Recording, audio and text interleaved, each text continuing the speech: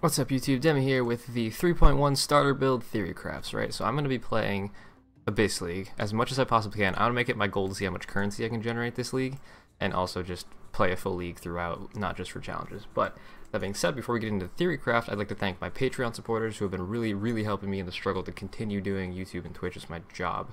I've been struggling a bit with monetization since last September, so if you have an interest in helping out support the channel, the link to that is in the description below this video. So, into the Theorycraft.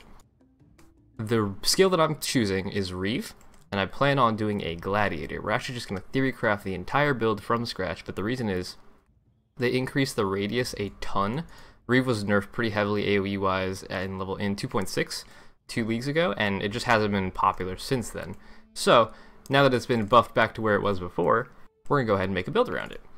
The plan is pure physical. I want to go crit, I want to go Gladiator, so I can get the bleed explosion effects. And I want to use the new Vol Pack to get as much leech as possible. So we're going to go ahead and start theory crafting. We're going to make this a level 90 character, which is about endgame for most people. Where's my ascendancies? So, these are pretty important. I don't know if I'm going to go dual wield yet, or if I'm going to go shield and sword. I want to do swords though, because they have really good crit multi. We're definitely going to take this. This is the bleed explosion. You get chance to bleed, damage with hits against bleeding enemies.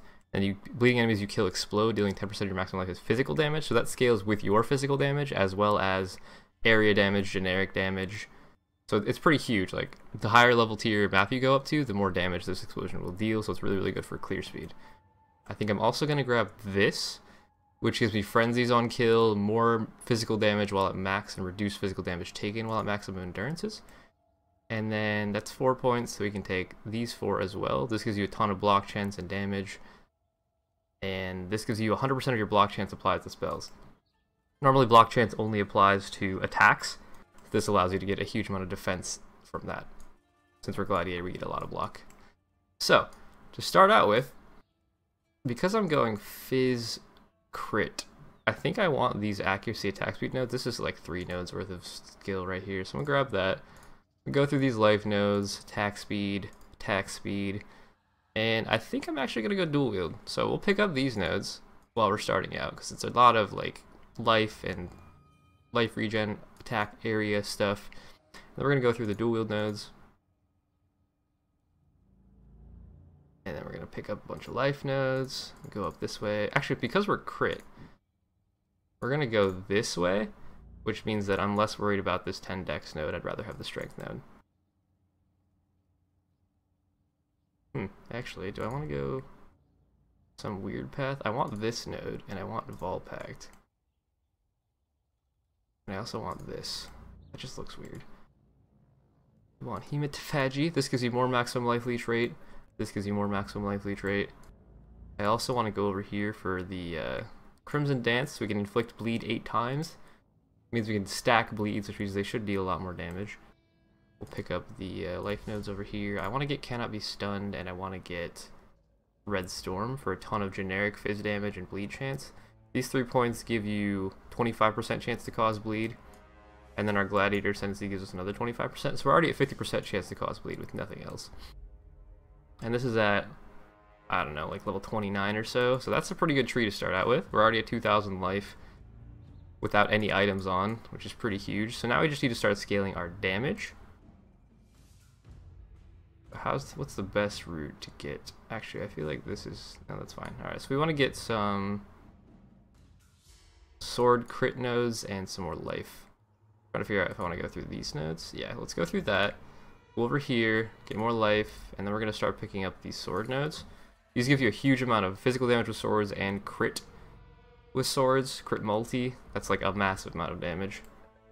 These I could probably get as well. And then we're going to pick up jewel sockets. Ton of crit multi here. Because I want to go a fair amount of block, I'm not sure if I'm going to get phase acro. I could.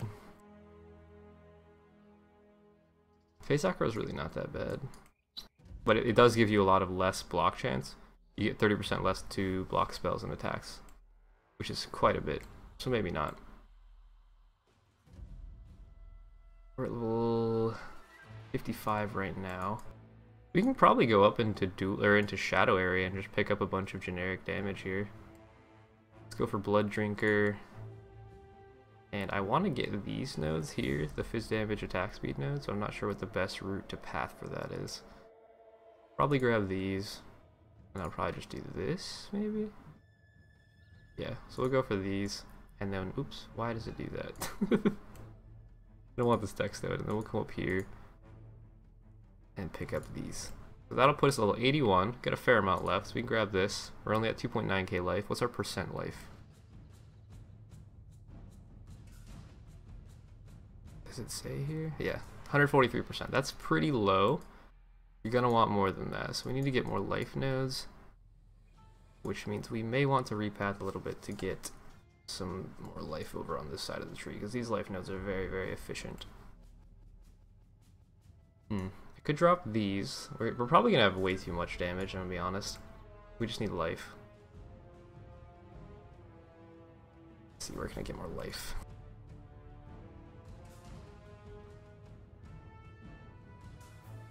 Duelist Start has some, but it's kind of awkward to path over there. Oh, here's 2 points. You can grab those. You can grab this.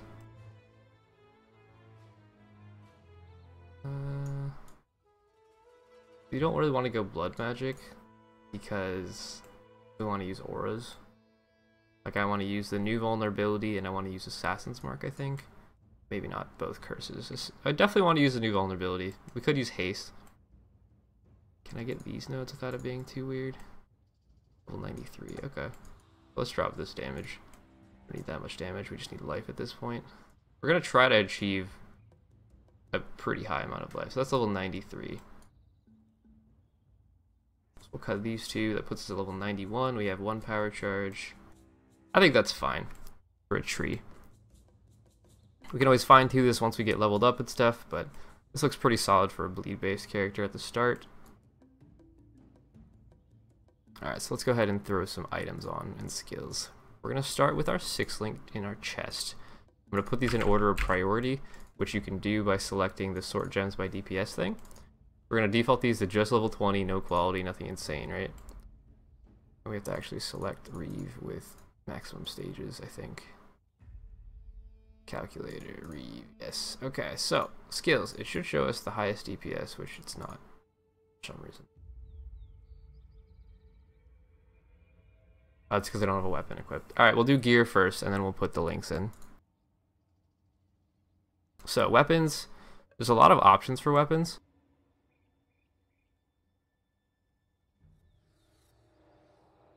And there's a lot of unique swords that you can use for one-handers.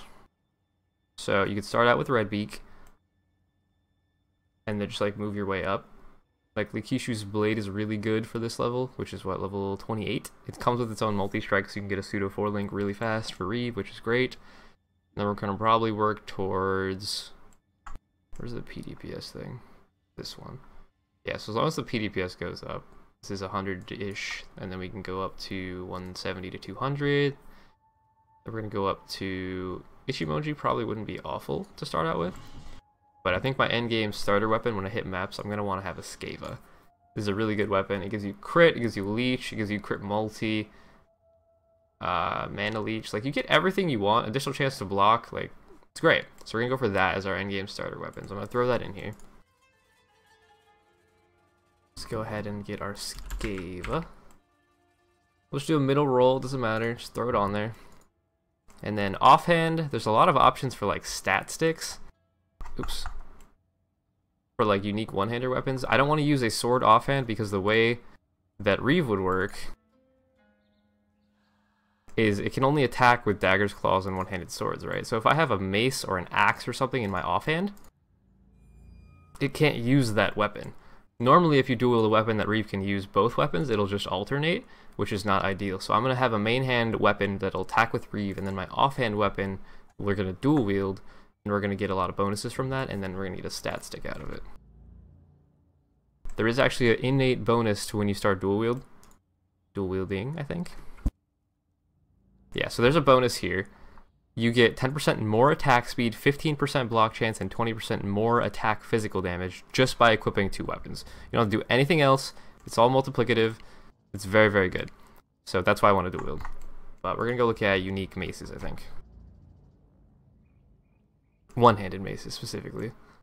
Yeah, so there's a bunch of options here. You can throw in a Bright Beak to get a ton of attack speed in your offhand, but I think I'm going to lean towards like a something that helps me crit for my offhand, which I believe it's a scepter. Yeah, it's a scepter here. So we're gonna look for a scepter that gives us a bunch of good stats for our main hand.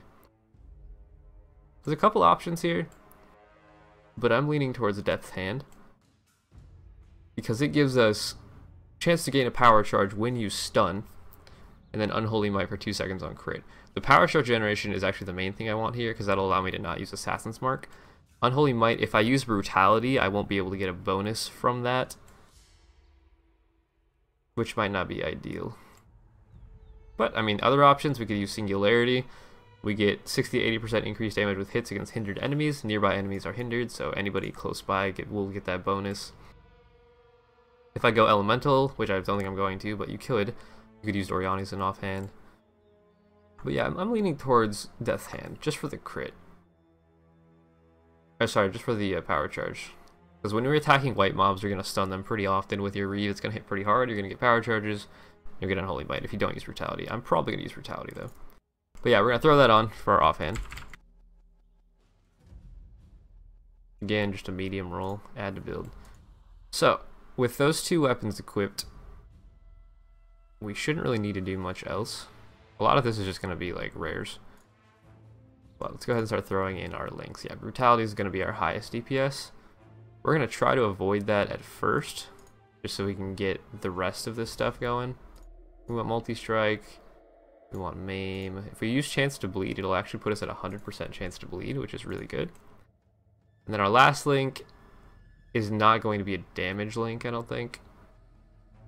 We could put increased crits, or we can put in increased AoE. I'm probably going to use increased AoE and then swap in Conk Effect. For boss fights, right? So that should be our like main 6 link for now. Later on, if I want to ignore the Unholy Might bonus and just go for pure physical damage, I can swap out one of these for main, probably Chance to Bleed. Okay, so what are the items we want? Helmet. There's a lot of options for unique helmets. You really want that straight up damage, you could use an Abyssus, which will probably be fairly expensive this league because Reflect is gone, so you don't have to worry about Fizz Reflect anymore. So that could be an option. We'll just throw a regular one towards that, towards the items at the moment. That gives us a lot of DPS, but it's also going to be fairly expensive and fairly dangerous. We're going to add the Devotos as an option as well. And other options, I mean, you could wear a Starkandras would be good. It's got life, it's got crit, it's got attack speed, like all sorts of stuff that you could use. And you could also use a Rat's Nest if you don't want life on your helmet. You just want pure attack speed, crit, and movement speed. I think I'm going to lean towards Starkandras actually, just for safety. We lose a lot of DPS, but we gain a lot of survivability. We're at 4k life with one item that has life on it. That's not bad. It's not the greatest, but it's not awful. Chest pieces, I almost always go for Belly of the Beast on a one-handed shield build. You need a lot of life out of your chest, and you can't use Calm's Heart to give up your 6 link in your chest, so Belly's like the best option. It probably will be fairly expensive at the start of the league, but you can just use a rare chest until then. All of these can be rares until then, but you're going to want to get some good life items to make up for it. So gloves, there's really no unique gloves that we want to use. You could use like a vulnerability on hit pair of gloves, but I think I'm just going to use a rare pair of gloves, so we're just going to go ahead and craft some pretty basic life resist rares for most of the rest of our gear, just to simulate what it would be like when you start out in the new league, right? So we're just going to go for, I don't know, some middle tier base Goliath gauntlets. So we'll go for some life, like 50-ish, 60-ish, that's pretty normal. You can get like up to 100 something life on gloves, so we're not gonna worry about that. It doesn't really, nothing else really matters here, so we're just gonna throw on some resist. We don't have any resistances yet, so we're gonna need a fair amount of resist. We'll go for like slightly above crafted resists for these. Just dual res life, nothing else, nothing special. We are gonna need a fair amount of intelligence, so I'm gonna have to remember that later on, but we'll just throw those on. We're up to 4.5k life with 2 life, 3 life items. That's pretty good. Boots, again, same thing. There's really no unique boots that you want, so you can go ahead and craft some. Or just buy some, like, 1C boots. If we go for armor energy shield boots, we could actually get we could get intelligence on them, so I'm going to go ahead and do that. Our main movement skill will probably be Whirling Blades, so we don't actually need movement speed here, because Whirling Blades doesn't scale off movement speed. I'm actually just going to go for really high life boots with no other things. Then we'll get some intelligence on our boots, and then we'll get some more resist. We're still lacking cold res, we're going to get some cold res. And we'll get some, doesn't really matter, one of the two, fire or lightning res. We'll do some lower tier rolls. None of these rolls are T1. Like, I'm doing very, very basic gear. Like, you could potentially alt spam into something like this. Alright, that puts us up to 4.8k life. So now we need an amulet. You could use an amulet like Blood Grip, actually. Blood Grip would be pretty good in this situation. It's a unique amulet that's usually really, really cheap. Where is it? Amulet jewelry. Blood Grip. Marble amulet, right? So it gives you flat physical damage, life regen, maximum life, life recovery from flasks, and moving while bleeding doesn't cause you to take extra damage, which is actually really strong for lab. The life regen doesn't do much for us now because we do have Volpact, but as a basic phys life thing and life recovery from flasks, like, this is a pretty huge amount of damage and survivability. This literally doubles how much life you get from a flask. So say you have like a divine flask, and you're at, like, I don't know, say it gives you 2,000 life. This just makes it so you get 4,000 life from that flask over the same period of time. So I think we'll go for that to start, or as an option, maybe. We'll see. Yeah, no, that should be fine. Okay, so let me get 2 rings. If you want damage rings, you can go for steel rings. But that's going to be expensive when we first start out, right? So we're going to go for more basic, rare rings. Probably just resistances right now, because we need a fair amount of resist still. So let's see. Let's go for some 2-stone rings. Let's get some cold and lightning base, and then we're just going to throw on some life, some fizz damage, and we need more resist still. Do we need int anymore? Yeah, we need like 50 more int. Oh, actually, we need 50. We need like 30. So we got int, we got fizz, we got life. Let's put on some more resists. Some cold and lightning resists. A little bit boosted tiers. Let's throw that on. And then we'll craft another one.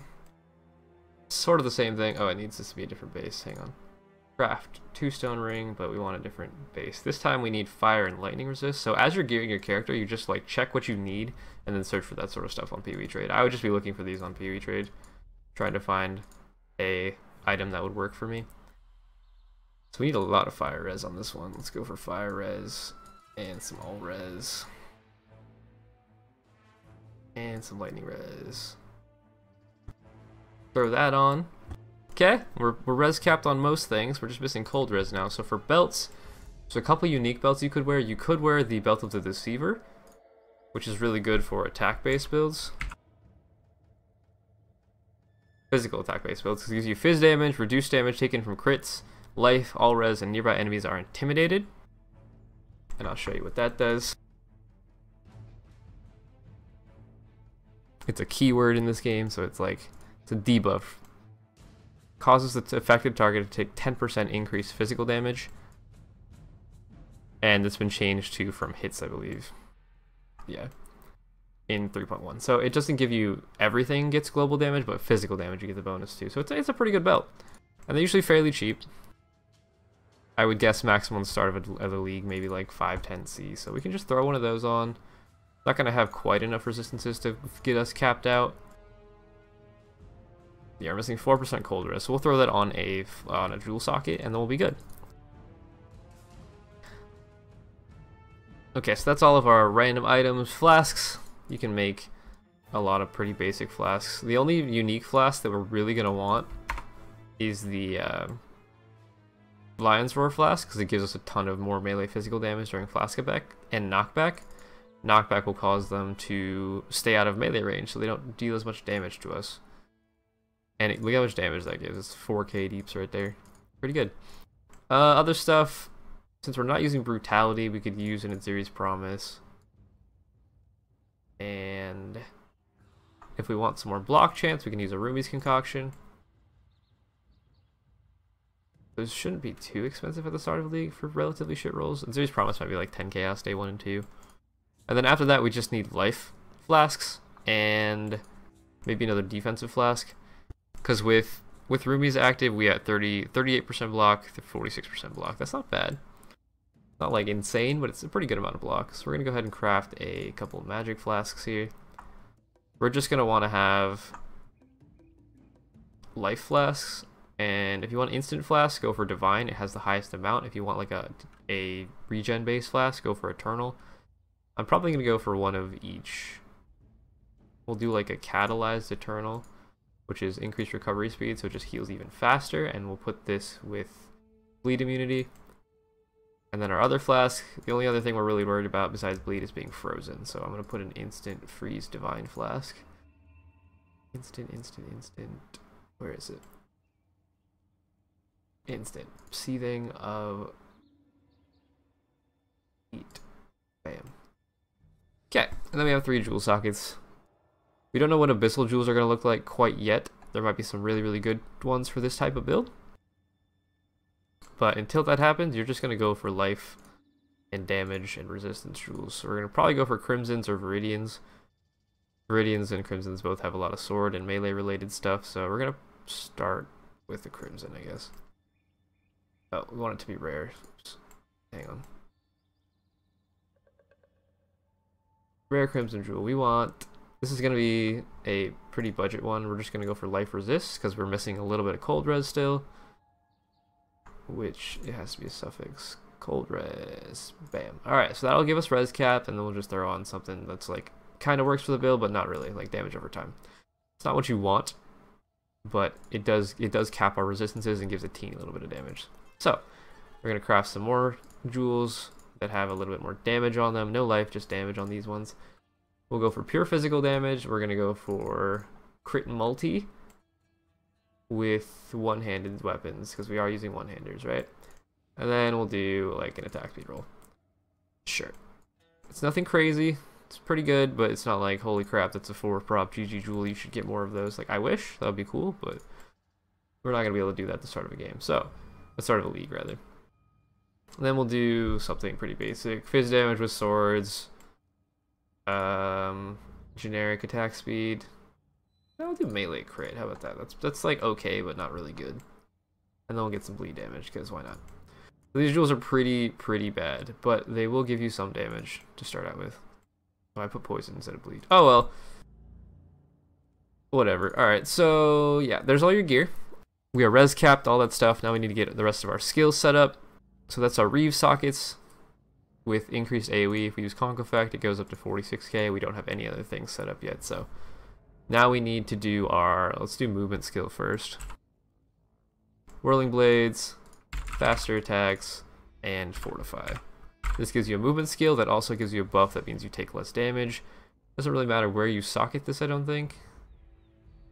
Well, actually, we get global crit multi per green socket in our Scava, so we don't want it there. We'll put it in our Death's Hand, and then we'll go ahead and make another group. Can I actually change the colors of the Scava? Is that possible? I don't know how to make it say it has 3 green sockets in this. I don't know. Either way, it doesn't really matter. Alright, so next we want to do our defensive setup, which will be cast when damage taken, Immortal Call. This is like, if you take a spike hit, you become immune to physical damage for a little bit. Because we're going to be generating endurances somehow. How are we going to do that? We don't get them through Gladiator, because we're not killing with our offhand very often. Our Death Hand isn't going to hit anything, so we'll have to generate them through some other way. We'll figure that out. Other than that, let's see. We can do... There's a lot of options here. We're probably just going to do increased duration. And then, like, a defensive spell such as Vortex or Arctic Breath is fine. We don't want these to be this high level, though. Like, 5.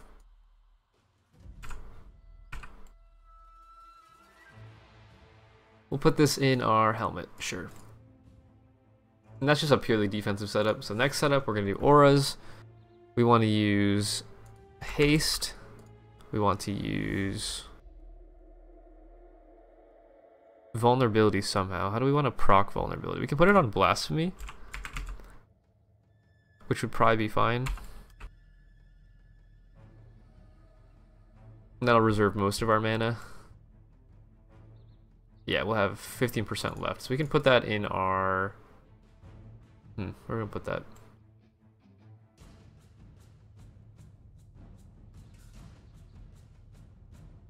I guess we can throw into something else here. We'll put in an Enduring Cry for the endurance generation for now.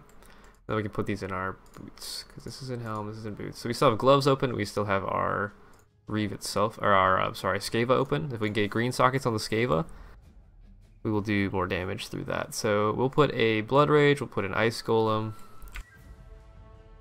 It's another green gem we can use. Riposte. Just cause.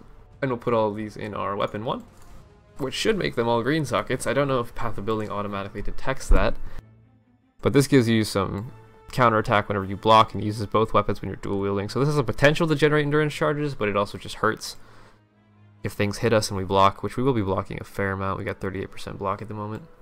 Blood Rage gives you frenzy charges, leech, and attack speed. Ice Golem gives you crit strike chance and accuracy, which is really good. So let's see what we got left. We have a gloves 4-link to do whatever we want with. So we're probably going to throw in a War Chief totem, because War Chief is OP, and so we like that. We like OP. How do I make this realize that I'm trying to look up War Chief stuff? Bam. Alright, so now we can actually get the most damage things available. So we're going to do Conk Effect, Melee Fizz. We don't want to use Brutality still, because we will be able to give it Unholy Might. I think I'm going to give it Bloodlust, because enemies will be bleeding from our attacks, so we can just put Bloodlust on our totem, and it'll be able to deal a fair amount of damage with that. It gets bonus damage against bleeding enemies, but it can't inflict bleed itself. But that's okay, because we're going to do that. So, then we look at our actual DPS here for Reave, with everything active that we can feasibly get in a normal situation. So, configuration. We're going to have power charges, we're going to have frenzy charges, we're going to have hopefully some endurance charges. This doesn't really affect us at all. What else we got? Fortify. And... oh, I don't have a diamond flask. That's why my crit's really bad. Hang on. One of these needs to be a diamond flask. Alright, we're going to swap this seething for a diamond flask. I forgot I was crit.